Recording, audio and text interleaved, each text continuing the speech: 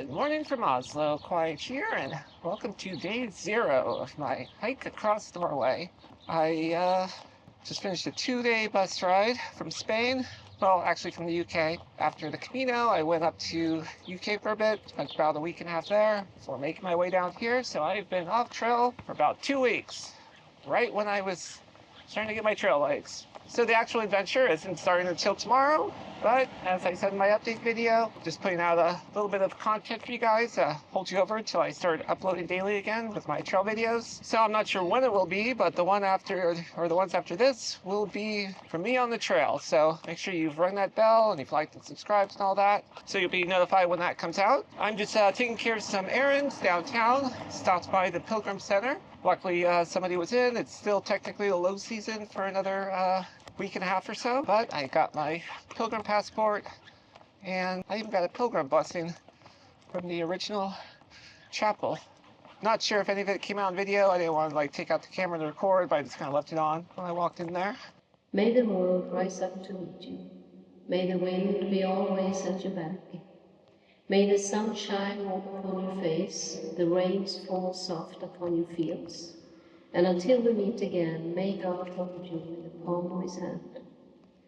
So yes, this is another pilgrimage, but unlike the Camino, it's supposed to be much more remote. One of the reasons why I chose this. Also, like the Camino, there are multiple routes. I'm combining 2 of them. So a little bit about this one, collectively known as St. Olav pilgrimage. So Olav was a Viking warrior, and keep in mind I'm kind of paraphrasing this, half remembered, but from what I recall, he was a Viking warrior king who got baptized, started bringing Christianity to Norway through his reign, but that got him exiled. So later on, when he came back to reclaim the throne, he died in battle. I think I read a legend that said they were moving his body after he had been buried.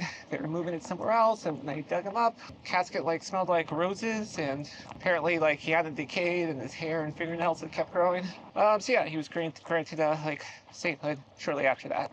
As you know, I'm not really that religious, but I do consider all trails to be pilgrimages in their own way.